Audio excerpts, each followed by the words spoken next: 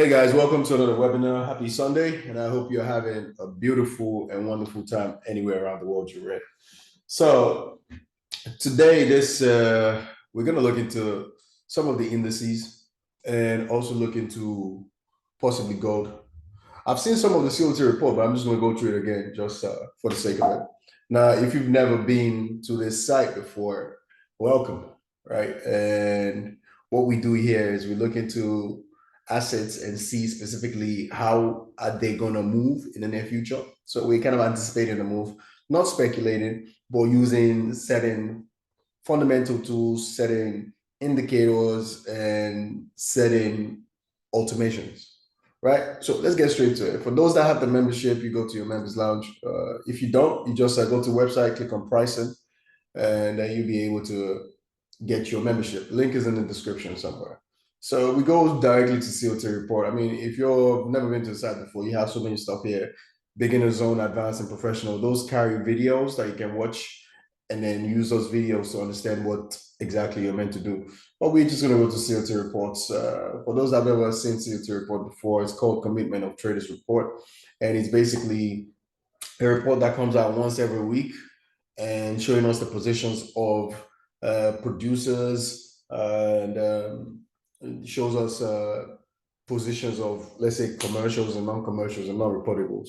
So commercials are like people like producers, the people that produce the goods. So gold, for example, has to be mined, right? And those mining companies and all of that, those people that in the normal day-to-day intricacies of that business are the commercials.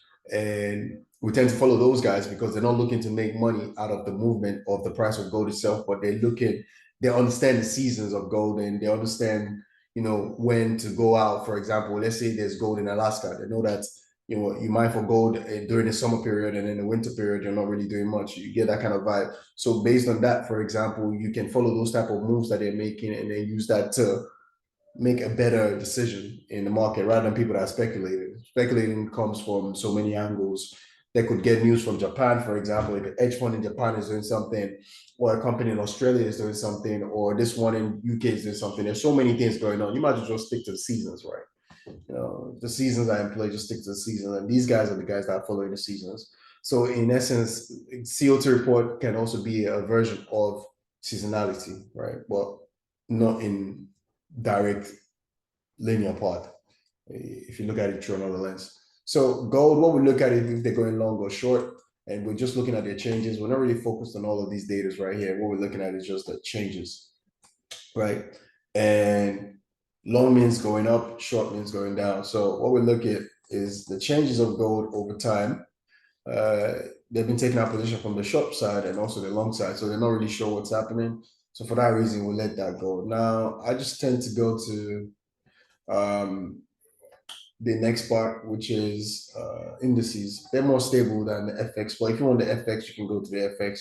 There's so much tons of stuff on there on the site. Everything initially on the site was built around FX, but as you transition in the market and you find more stable assets, it's better to grow and go into those assets. So yeah, right. So we go to S&P 500. As you can see, I already have a tab up here for it before. But I'll just close this one and use this one instead. Now, what we can see is commercials are going long on S&P 500, right?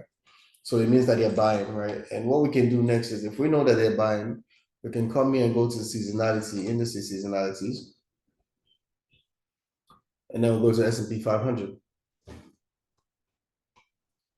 Yeah, S&P 500, we go here and then look for the current date that we're in. So we're in the 15th. All right. So let me just zoom in. All right. We're in the 15th right here, right? And what we're seeing here is it's saying it should go long, which is buy, but the seasonality from this, if we isolate each year,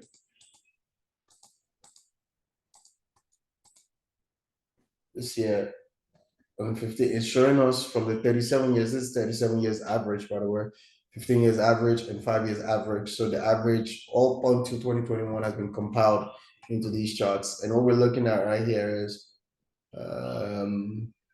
as much as it looks like a lagging indicator, trust me, it's a very effective tool. if you're doing the changes every single year on every year, you will hardly see the changes in the chart. So that's why you give some good decent amount of time to go past and then you update.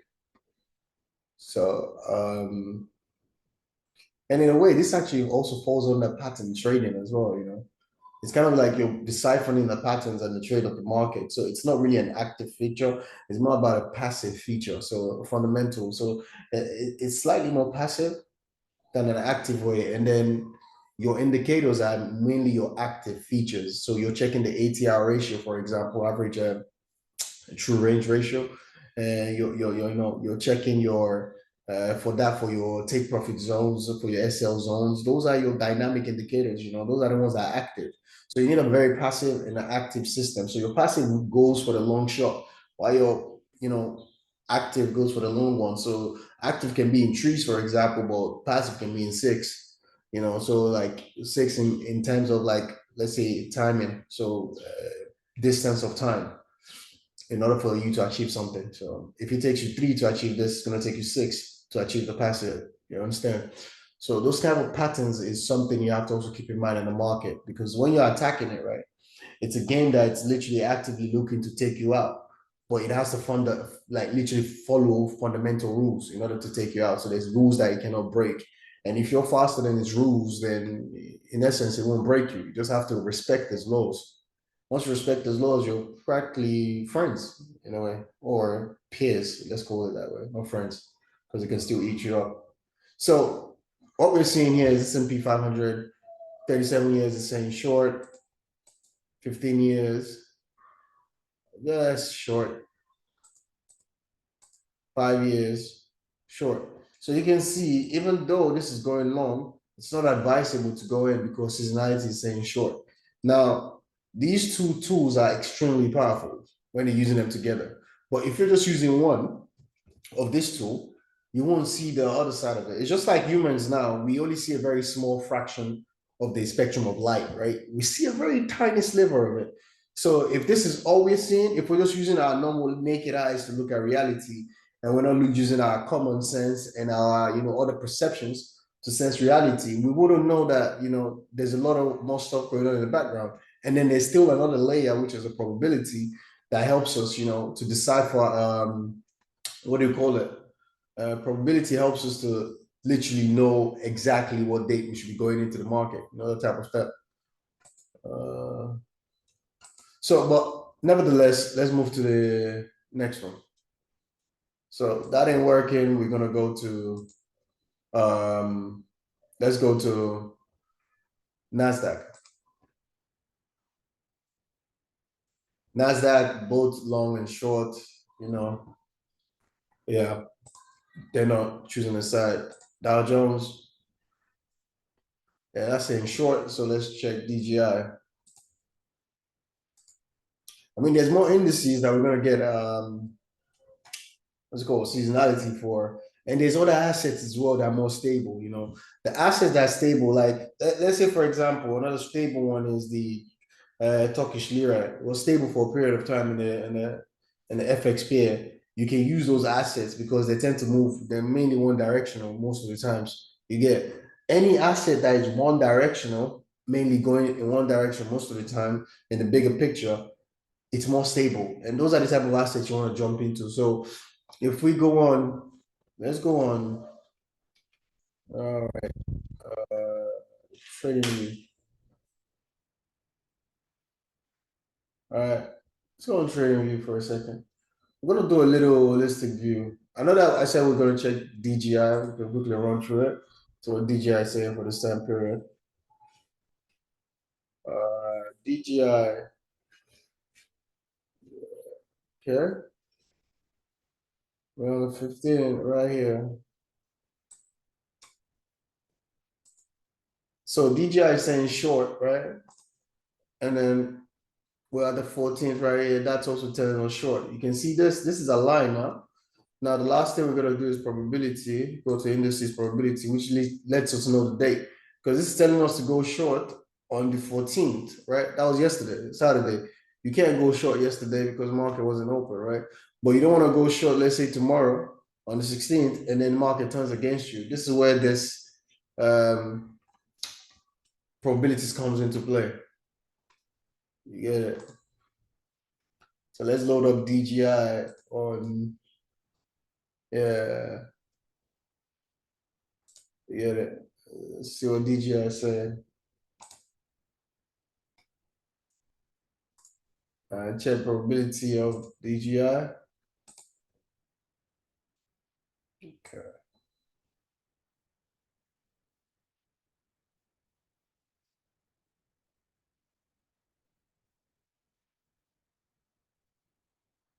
So it goes, what you see now is it's telling you now, you see what probability is telling you on the 16th, right?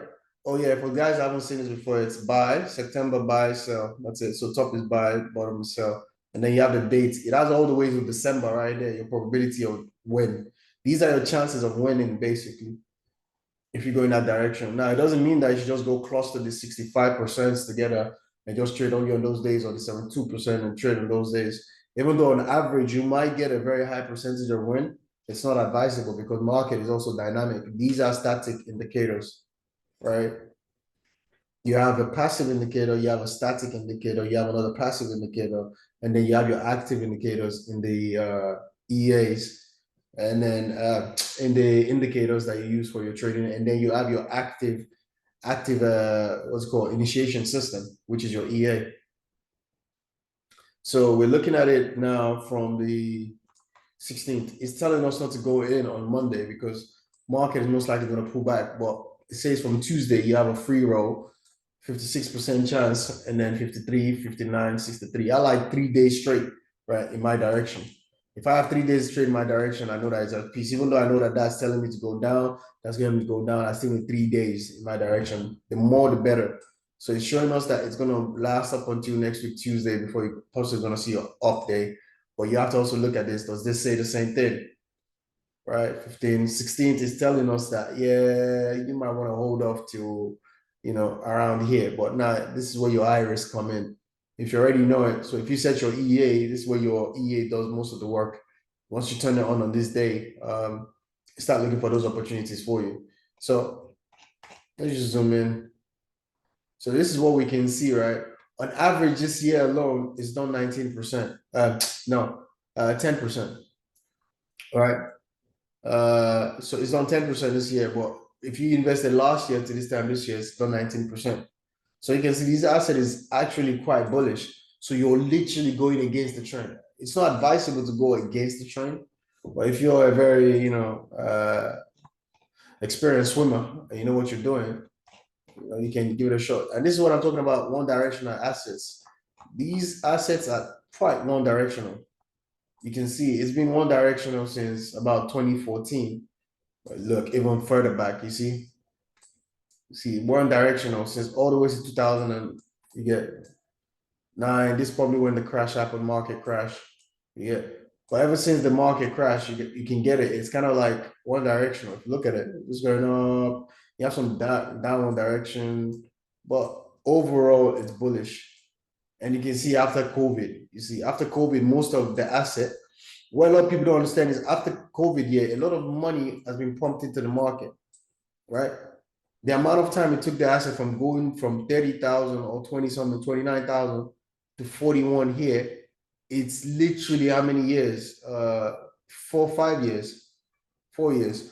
While it could have in the past taken it, 15 years to make that move. So there's a boom in a lot of stuff going on, and there's a boom in technology as well. So there's a massive boom going on. There's a lot of more money in the world than there's ever been in history of humanity. I mean, if you look at how much I was printed during COVID, right? It's super ridiculous compared to how much I was before COVID. So there's a lot more money there. There's a lot more people getting richer. So keep that in mind. So with this one, for example, that it's going seasonality, everything is telling us to go down. Common sense depicts that since this asset is one directional most of the time, you might as well just wait for when you have the alignment in the top side instead and go with it. But if you're a very experienced trader, then you can just take the short and go down with it. Right now, going back to what I wanted to show you guys about the one directional assets. So if you go on TradingView and then you look at most of the assets, that there's some of them have these stuff, right? It's performance. And you want to look for assets that are performing on the high end, right? And you'll want to zoom out as well, zoom out as much as you can, and you want to see if this asset is one directional or not. If it's a one directional asset, you're good to go. If it's not a one directional asset and it looks choppy every single time, let it go. Don't waste your time. It's not like wasting your time, but you're gonna spend a lot more energy, right? Now, if you're managing so many assets at the same time, you're managing businesses and everything, it's not fun to be doing all of that. Yeah, but if you're just like a normal investor in your house, in your room, doing your stuff and you don't have much going on, then you can spend your time with those adventurous assets. I don't have too much, uh, to be given to so many of this assets are going up and down. I've done my own time with them, and I want something a lot more stable that I can just relax and then sip my whiskey and then just feel good. So those are the type of assets you're looking for. You can see that S&P 500 is another one. You can look at that. You see, they're one directional, right? One directional. Yeah, DGI. Zoom a little bit more. You see, so one directional, right? Just look for those one directionals, and then those are the ones you want to focus on. And also look at their performances. You can spot it easily with the performances when you see that's another thing. Look at this. I didn't even notice this. I had this here, on my watch. I didn't even notice it. Look at this. This is Cocoa, This is Cocoa cash contract. Most likely something happened after COVID and people consumed a lot more of it. A lot more cocoa. And look at that now. There might be a marketing campaign going on somewhere around the world about cocoa right now, and there's been massive consumption, and that's been happening since. Look at these type of moves. If you're in this industry, you started at 2,000, you got it all the way to 12,000, and now it's bouncing at 8,000. Return on investment is like 4x, man. Between 2022 to 2024, 2 years. So assets like this is something you want to be paying attention to. Silver is another one. You can see silver's gone up 35% since last year. And then this year alone is done 29, So you have to be thinking sometime long term. So there's sometimes you might go in on an asset in January, for example, and know that you're coming out in December or coming out in the summer. So if you went in from January, you know that this one you already got 24% on gold, right? If you went in on UK 100 in January, okay, it's not showing performance right here. Let's see the cat, right? If you went in January on this one, for example, you're already up 10%. If you up this time last year, you went in this time last year, that's 11%. You have to think the long game, guys. The short game is very, very risky. Long game, long game. That's what you want to be doing as we're moving ahead. So, right, that's what I have for you guys today, and we'll catch up on the next one. So, God blessings and stay dangerous and peace out, guys.